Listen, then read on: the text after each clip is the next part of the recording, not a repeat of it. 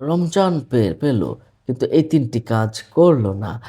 তার পুরো রমজানটাই কিন্তু বিফলে হয়ে গেল।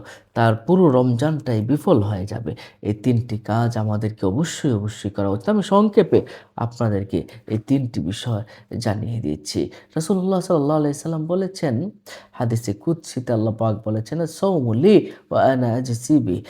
রোজা আমার জন্য, আমি এর প্রতিদান নিজের হাতেই প্রদান করব। আর এই রোজা আসার পরে আমাদেরকে ৩ টি কাজ বেশি করে করতে হবে। ১ নাম্বার হলো রোজার হক আদায় করা। রোজার হক আদায় আমরা যদি করতে পারি, অর্থাৎ রোজা রাখা, রোজা অবস্থায় আমাদের গালাগালি না করা, রোজা অবস্থায় খারাপ কথা না বলা, খারাপ কাজগুলো না করা, এই বিষয়গুলো যদি আমরা সঠিক মতো করতে পারি, তাহলে ইনশাআল্লাহ আমাদের রোজার হকগুলা কিন্তু আদায় হয়ে গেল।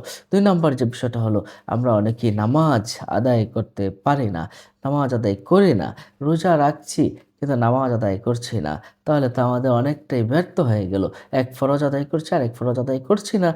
সুতরাং আমাদেরকে নামাজের প্রতি আরো গুরুত্বশীল হতে হবে। এবং ৩ নাম্বার হলো আমাদের তেলাওয়াত করতে হবে। পবিত্র কোরআন তেলাওয়াত। আল্লাহ পাক বলেন, "ইন্না আনজালনাহু ফি লাইলাতুল কদর।"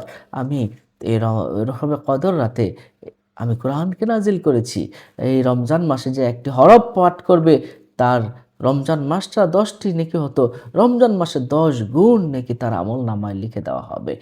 সুতরাং এই বিষয়গুলো আমাদের করতে হবে এবং আমাদের গুনাহ মাফের জন্য সর্বোচ্চ কাজগুলো আমাদের করে যেতে হবে। নিশ্চয়ই বিষয়টা বুঝতে পারছেন। রমজান মাসে আমরা যদি গুনাহ মাফ না করাতে পারি, তাহলে রমজান আমাদের জন্য ব্যর্থ হয়ে যাবে। রাসূল সাল্লাল্লাহু আলাইহি সাল্লাম তো জিবরাইল আলাইহিস সালামের দোয়ার সময় যে দোয়া করেছিলেন যে রমজান পেল, কিন্তু গুনাহ মাফ করাতে পারল না, সে ধ্বংস হোক। তখন রাসূল সাল্লাল্লাহু আলাইহি সাল্লাম কিন্তু আমিন বলেছিলেন। তাহলে এই রমজান যেন আমাদের ব্যর্থ না হয়ে যায়, এজন্য বেশি করে আমল করতে হবে, ভালো কাজ করতে হবে। নিশ্চয়ই বিষয়টা